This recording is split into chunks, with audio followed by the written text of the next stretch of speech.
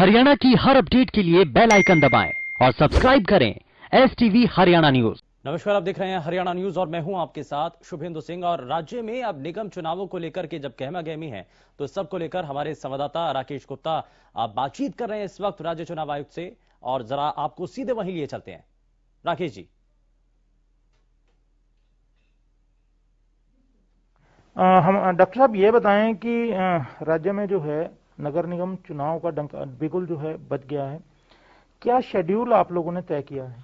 जी हाँ, अम्बाला, पंचकुला और सोनीपत नगर निगम और रेवाड़ी के नगर परिषद का और कुछ जो है नगर पालिकाएं हैं उनके चुनाव की घोषणा भी हमने की है, जिसके अनुसार जो आज से पूरे हरियाणा में जो है मॉडल कोड ऑफ कंडक्ट आचार संहिता लागू हो जाएगी।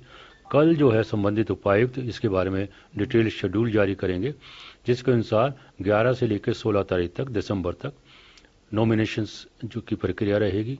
27 दिसंबर को चुनाव कराए जाएंगे, मतदान की तिथि है, और 30 दिसंबर को जो है नतीजों की घोषणा की जाएगी। ये बताएं, क्योंकि चुनाव जो है संक्रमण काल में या कहीं कोरोना काल में हो रहे हैं, मतदाता घर से बाहर आए उसको एक हम भयमुक्त या कोरोना से भयमुक्त माहौल दें, उसके लिए चुनाव आयोग ने क्या किया है?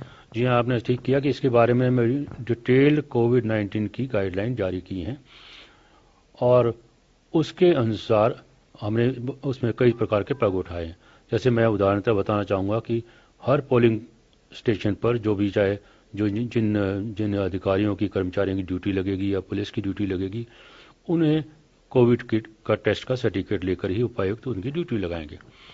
जो लोग मतदान करने आएंगे उस दिन, उसके लिए भी हमने सोशल डिस्टेंसेस को मेंटेन करने की कोशिश की है।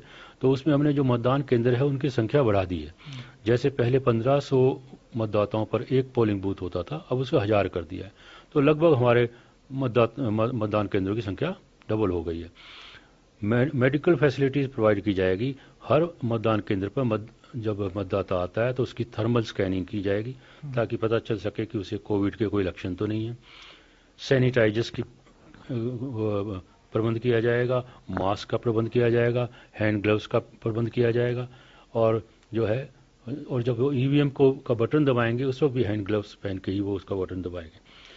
फिर भी अगर ऐसी कोई स्थिति आती है कि किसी व्यक्ति में कोरोना के लक्षण नजर आते हैं उस दिन या बुखार के लक्षण नजर आते हैं, तो उसे ये अनुरोध किया जाएगा कि वे अंतिम जो 1 घंटा है, जो कि 4:30 बजे से लेकर 5:30 बजे तक साय होगा, उसमें उनके जो है उससे उनकी मतदान करवाया जाएगा ताकि वो बाकी लोगों के संपर्क में ना आए। तो मैं समझता हूँ कि इन सब चीज़ों को करने से जो है हम इसका हमारा जो प्रयत्न है कि हम कोविड को आगे और ना बढ़ने दें, सोशल डिस्टेंसिंग मेंटेन करें, हम उसमें सफल हो पाएंगे। साहब ये बताएं कि क्या ऐसी संभावनाएं या आशंकाएं आयोग को नजर आती हैं कि कोविड के चलते कम लोग आए वोट डालने और मतदान प्रतिशत कम रह सकती है? देखिए, अभी कुछ ऐसा कहना कठिन है क्योंकि हरियाणा में अभी चुनाव जो है ये पहली बार ही नगर निगम के हो रहे हैं कोविड के बाद, पर मैं समझता हूँ कि ऐसी संभावना नहीं है। हरियाणा में बड़े जागरूक मतदाता हैं और हम इसके अतिरिक्त मतदाताओं को मोटिवेट करने के लिए भी बहुत बड़ा मीडिया में हम चलाएंगे, प्रिंट मीडिया में, इलेक्ट्रॉनिक मीडिया में फिल्म बनाएंगे, गांव में जा करके हम प्रचार करेंगे। खास तौर पे महिलाओं से और युवा वर्ग जो हमारा है उनसे हम अनुरोध करेंगे कि वो बड़ी संख्या में आए। तो मैं समझता हूँ कि चाहे कोविड काल भी हो, फिर भी लोगों को आकर अपने मतदान का प्रयोग करना चाहिए ताकि प्रजातंत्र को और मजबूत किया जा सके। और दूसरा एक और बात है, आरक्षण की बात भी हुई है। अम्बाला हमने मेयर पद जो है महिलाओं के लिए आरक्षित किया है। ये आरक्षण की व्यवस्था जो है इसमें कुछ बदलाव इस दफे हुआ है या पुराना ही चला रहा है? देखिए, आरक्षण जो है वो राज्य सरकार के स्तर पर किया जाता है। उसके लिए उन्होंने पूरे नॉर्म्स बनाए हुए हैं और रोटेशनल भी है, ये रोटेशनल भी होता है। तो कहीं पर महिला के लिए पद रिजर्व है, कहीं पे महिला शेड्यूल कास्ट के लिए है, कहीं पे बैकवर्ड क्लास के लिए है और कहीं पर अनरिजर्व होता है। तो ये उनके पास डिटेल गाइडलाइन है, उसके अनुसार ये किया जाता है। ये बताएं कि क्योंकि कोविड काल भी है और जिस तरह से जो प्राइस इंडेक्स है वो भी बढ़ा है, क्या आयोग ने उम्मीदवारों के उसमें कोई खर्चे में बढ़ोतरी की है? जी हाँ, इस बारे में कई रिप्रेजेंटेशन मिले थे राजनीतिक पार्टियों से। उम्मीदवारों ने भी कहा था कि कोविड के चलते उनके खर्चों में बढ़ोतरी हो सकती है, तो उन्हें भी एक्स्ट्रा स्टेप्स लेने पड़ेंगे।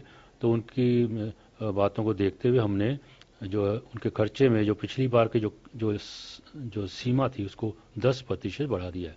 उदाहरणतः जब पहले एक मेयर को 20 लाख रुपए तक जो खर्च करने की इजाजत थी, अब उसे बढ़ा करके हमने 22 लाख रुपए कर दिया है और अन्य सभी जगहों पर भी 10% की बढ़ोतरी की है। एक और बड़ा सवाल इसमें आता है डॉक्टर साहब, क्योंकि चुनाव है तो प्रचार भी होगा और जनसभा भी होगी, कोविड का टाइम है, डिस्टेंसिंग की हम बात कर रहे हैं, इसके लिए हमने कोई गाइडलाइंस जारी की हैं?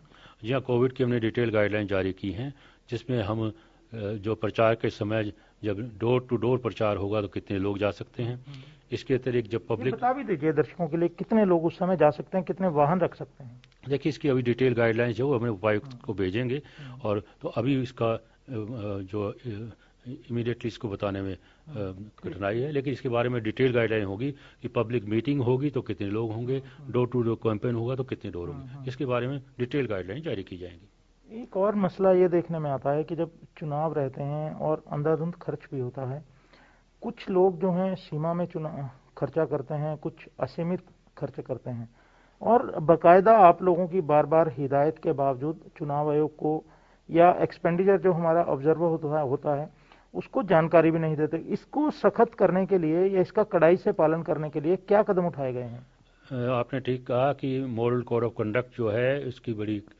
कड़ाई से पालना की जाएगी और आपने इस प्रकार की जो शंकाएं हैं कि इस प्रकार की शिकायतें आती हैं कि कुछ ही अंडर प्रिविलेज लोगों को वोट डालने से डराया धमकाया गया है या पैसे का या बल का प्रयोग किया गया, ऐसी जितनी भी शिकायतें आएंगी उसके लिए हमने 3 ऑब्जर्वर्स लगाए हैं। एक तो जनरल ऑब्जर्वर होता है जो कि एक आईएएस अधिकारी होता है, एक पुलिस ऑब्जर्वर होता है जो कि एक आईपीएस अधिकारी होता है और एक ऑब्जर्वर हमारा एक्साइज डिपार्टमेंट का अधिकारी होता है। इन तीनों अधिकारियों की ड्यूटी ये होगी कि वो ये वहाँ बैठ करके उस इलाके में और ये जो अगर इनके पास कोई शिकायत आती है या कोई सुझाव आता है या ये खुद भी जा करके देख सकते हैं, ऐसी कोई भी पैसे की या किसी अन्य प्रकार की कोई बल इस्तेमाल करने की या कोई अनैतिक कोई ऐसी बात आती है कि वहाँ रेड भी करेंगे, जा करके देखेंगे, केस उनके खिलाफ केस रजिस्टर किए जाएंगे और हमारी कोशिश ये रहेगी कि किसी भी हालत में कोई ऐसी अप्रिय घटना ना हो और हम जिला प्रशासन के साथ मिलकर, राज्य सरकार के साथ मिलकर के शांतिपूर्ण ढंग से और पूरे प्रजातांत्रिक माहौल में चुनाव को करवाएं। ये बताएं कि इन चुनाव में नशे, क्योंकि नशा बढ़ता है, शराब के रूप में हो या अन्य तरह से हो, इसकी पूरी तरह से रोकथाम हो, इसके लिए क्या कदम उठाए जाएंगे? देखिए इसके लिए सबसे पहले तो चुनाव वाले दिन और उससे कुछ पहले हम लोग जो है जितने भी शराब के ठेके होते हैं उनको हम बंद कर देते हैं। प्रचार के दौरान भी ये देखने में आता है कि लालच करते हैं, हाँ, लेकिन ऐसी अगर कोई भी घटना हमारे सामने आती है तो हम उसको सीज भी करते हैं, उनके खिलाफ पुलिस में केस भी दर्ज करते हैं, उनके ऊपर मुकदमे भी चलते हैं। हमारी कोशिश रहेगी कि ऐसी कोई भी बात ना हो जहाँ किसी को प्रलोभन देकर किसी मतदाता को उनसे मतदान करने के लिए मतदान केंद्र पर लाया जाए। इसकी हम पूरी कड़ाई से पालना करेंगे। डॉक्टर साहब, चुनाव आयोग लगातार सुधार अपना रहा है और न केवल केंद्रीय बल्कि राज्य जो चुनाव आयोग हैं वो भी कई तरह के सुधार कर रहे हैं।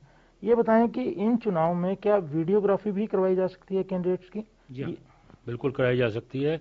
जो हमारे एक्सपेंडिचर ऑब्जर्वर हैं, दूसरे ऑब्जर्वर है, ये अपने वीडियो टीम्स को अपने साथ रखते हैं, करवाते हैं। इसके लिए जितने भी अति संवेदनशील जो मतदान बूथ हैं उसके ऊपर हम जो है 100% वीडियोग्राफी कराएंगे ताकि किसी प्रकार की कोई शंका ना रहे और अगर कोई घटना होती है तो उसके बाद में देखा जा सके। तो इसके ऊपर भी पूरी तरह से अमल किया जाएगा। दूसरा ये बताएं कि कैंडिडेट्स को अपने खर्चों का ब्यौरा कब तक आयोग को देना होगा, कितनी समय सीमा तय की गई है, अगर नहीं देते हैं तो क्या होगा?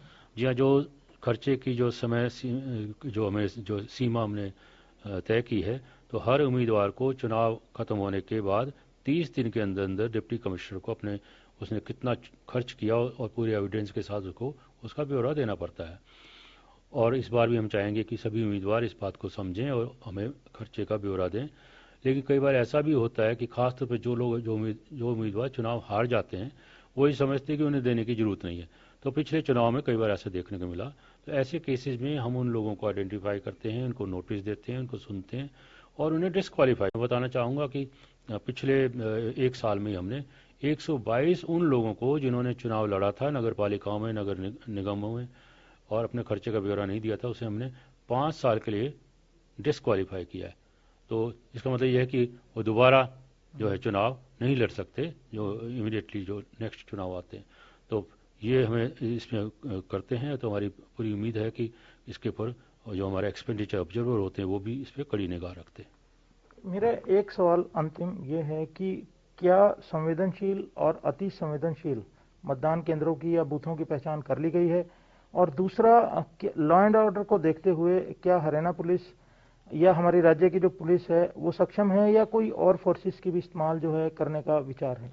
देखिए, संवेदनशील और अति संवेदनशील जो मतदान केंद्र होते हैं उनकी जो आइडेंटिफिकेशन है वो जिला प्रशासन के स्तर पर की जाती है, डिप्टी कमिश्नर और एसपी के स्तर पर, और उसके बाद हमारे पास भी सूचना आती है जो कि बाद में आएगी। हमारा ये निर्देश रहते हैं कि जो अति संवेदनशील या संवेदनशील मतदान केंद्र हैं वहाँ पे एक्स्ट्रा फोर्स का इस्तेमाल किया जाए, ताकि किसी भी प्रकार से कोई सिक्योरिटी का एंगल ना हो या किसी को वहाँ पे कोई कानून या व्यवस्था गड़बड़ ना हो।